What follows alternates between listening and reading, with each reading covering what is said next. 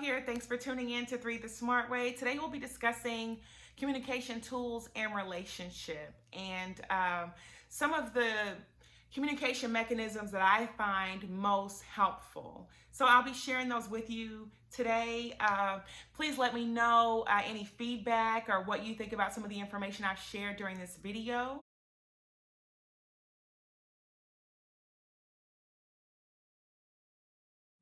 Communication, if done right, is one of those things that can bond you to your partner, right? It can really bring your relationship to another level. If you've been having issues in your relationship and you can't really pinpoint what it is, or you feel like you just have your wires crossed, it could mean that you need a rehaul of your communication patterns and behaviors. Now, communication is something that we do from the moment that we are born, right? We are communicating non-verbally, through movement. Even in the womb, we are communicating as people, but a lot of times we never really learn effective tools to communicate, right? And that goes doubly so for relationships. So I really think these tools will be really effective. They're good. They're good tools to really have in your tool chest to really kind of bring your relationship up a notch if you've been struggling. I think that we really don't, a lot of times consider the way that we communicate with people, and it could be that the way you're communicating with someone is creating, instead of creating closeness, it's creating distance. But we just have so many bad behaviors, learned behaviors that we picked up that we can certainly break or invoke new patterns or behaviors to try to really enrich our relationship and our communication styles. And if you really care about your relationship, I think these are things that really don't take too much to do or to invoke to really improve the quality of your communication and your relationship. After all, our communication is one of the foundations of really any relationship, right? The most important thing is that in communication, you want to make sure that you're listening, right? And I think there's a difference between listening to someone and hearing someone. You may hear what someone has said. However, listening is a deeper level, and it means that what they have said truly resonates with you, and it has meaningfulness and value. Make sure that you understand what the core focus is. And it's important, I think, also in communication, like when you are communicating, if there's an issue that you have within your relationship and something that you need to address, a lot of times people lead with what they don't want. I don't like when you do this. I don't want you to do this. I don't want you to do that. And the receiver can take that message as negative because you are leading the conversation with a negative topic. So it's important to really not try to focus on so much of what you don't want, but focus on what you do want, right? Telling someone what you do want gives them clear understanding, because there's a lot of things that we may not like, but what do you like? What do you want? It's important to, when you're communicating, to try to understand different communication languages, right? Almost in the same sense of like a love language. People communicate differently, right? Some people are not really verbal communicators, and some people are very verbal, right?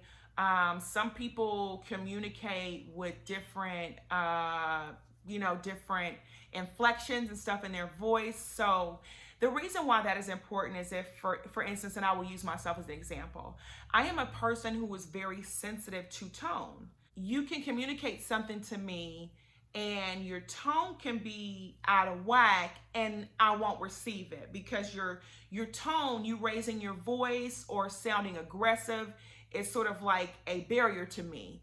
And now in return, now I am upset because of the way someone communicated to me. So when someone communicates with me, I like for their tone to be appropriate. Keep in mind that when you are communicating, your intent is to make sure that your message goes across, right? To make sure that the person understands what you need and that there's some action towards that, right? That you are working towards a common goal. So communication is sending and receiving messages and understanding. So sometimes the message can get lost if it is not delivered appropriately. So be mindful of your tone, your pitch, your rate of speech when you are communicating with your loved one, because they just may not be responsive to what you are saying or really be able to hear you and understand what you're saying. You know, you could be saying something fairly simple, but because you have not delivered it in the in the most effective tone or pitch, or you're speaking too fast, your message can get lost. So those are things to keep in mind as well. The method matters a lot when we are communicating. You know, communication in relationships, when it is effective, it helps to strengthen your bond, right? And bring you closer to your mate, make that person feel more loved and appreciated and respected. So it's important that you're gentle, you know, sometimes in your expression, the way that you communicate. Keep in mind that you are communicating with someone that you love. And these may be behaviors that we have to break, maybe because you are accustomed to maybe how your mom communicated with you or how your dad communicated with you, or maybe a past relationship. So keep in mind that within the concept of communication in relationships, there are certain bad habits that we carry on from whether it's your immediate family, your home life, or from past relationships. So be prepared that some of those bonds may need to be broken as well. You may have learned some bad behaviors that are preventing you from communicating effectively, right? Another thing is that you want to make sure that when you are communicating, and I think this kind of goes along with the tone of voice, make sure that I think it's important to communicate, like to not communicate when you're angry. Because a lot of times when we're angry, we may say things that we don't mean, or you know, hold grudges against someone, or you may ruminate through a lot of past offenses that person has done that supposedly you have forgiven them for and moved on. So I think it's important to have a clear mind when you want to communicate something to someone, because otherwise you could just be bringing up a whole laundry list of things that piss you off about that person. And the last thing that your significant other wants to hear, or anybody wants to hear for that matter, is you sort of just telling them everything that you don't like, or everything that they do that pisses you off. That's not effective. So try to stay focused. Don't bring other issues into the conversation, because then that sort of like gives leeway for that person to respond in a defensive way, and to not receive your message. So it's important to watch that. Also, I think that goes along with sort of like fighting fair, you know, and by fighting fair, you know, I mean, you know, don't bring up past things. Don't bring up things that you have forgiven somebody about. You know, if your mate had a past indiscretion and you've forgiven them or moved on, whatever it may have been, don't every time you get mad, don't use it as an opportunity to throw that back in that person's face. If you say you have moved on, then you have moved on and forgiven that person. Now, it doesn't mean that, because depending on what had happened, but it does not mean that that person doesn't, may not still need to build up trust or whatever it is. but you should not continually be throwing something up in someone's face that you have, quote, forgiving them for. So, that may mean that some internal work may need to be done if you feel the need to continually bring up something that is in the past or you have moved on from. That is not something that will push your relationship to a positive place. Another thing that I think has been so helpful to me is, in the course of conversation or communicating with your significant other, even though you may be, communicating something that you think is a serious topic or you really want resolved, that may have been ongoing or what have you. A lot of times I think we have the tendency when we're communicating with people to sort of like create space and distance. But keep in mind, this is a loved one, and someone that you have committed to and you love and cherish. So it's important that when we're communicating that you incorporate touch, so that they feel that they are connected to you, that you are not sort of judging them or not withholding your love, so to speak. Maybe a slight touch on the shoulder just to emphasize, your points, or holding, touching their hand while you say something. So that is important. That's an important aspect, I think, as well, that will enhance your communication tool. Also, another thing that is one of the most important things: timing. Right? I know a lot of times when we have to communicate conflict or a concern, we want to just go ahead and get it off our chest right then, right? Like, it's on my mind, it's pressing, I have to get off my chest and release it. And I mean, that makes sense, right? Go ahead and address it while it's on your mind. For instance, if you had to communicate something to your husband or your spouse or your girlfriend or whoever, if they just got off of work and they're tired and they walk in the door and say, "Oh my gosh, I had the worst day today," and da da da da da, it's probably not the best time to communicate a gripe, right? You're probably not going to get the best response. So people don't really consider how important timing is. Depending on how you time your communication, and you think about the person that you're communicating and what is going to be the most ideal time where they will probably be in a mood to discuss the issue or to receive you better, where they are alert, in a good disposition, that can really affect the outcome of the discussion or the outcome of your communication. So timing is so important. The last thing that you want is to walk in the door from work or and to have somebody sort of attack you with all these issues. It's like, well, gosh, I can't even sit down first before you're ready to attack me. And those are things that create further distance in relationships. So keep in mind that even though we may have a conflict or issue that is weighing heavy on us, it is, consider what is the ideal time. Of course, there are some caveats to that that might need to be addressed right at that time. But for the most part, that's something that you should consider, right?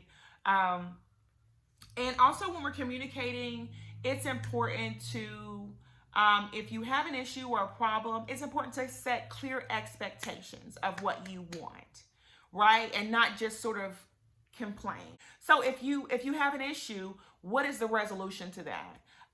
Or what is the resolution you guys can come to together? So don't just present somebody with problems. You may want to also present a possible solution. Another piece of advice is that to make sure that you are effectively heard and understood, and that your message is going across, it is important that sometimes we mirror, right? And if you're not familiar with mirroring, it's basically like where you basically just reiterate back to what the person has said. This is sort of like an old customer service training technique, where if someone says, uh, I just feel like you're never around anymore, and you don't spend time with the kids, and you're always distracted. You could then say, okay, so what I'm hearing you say is you feel like I don't spend enough quality time with you, and you don't feel valued, and you feel like the children have become less of a priority, right?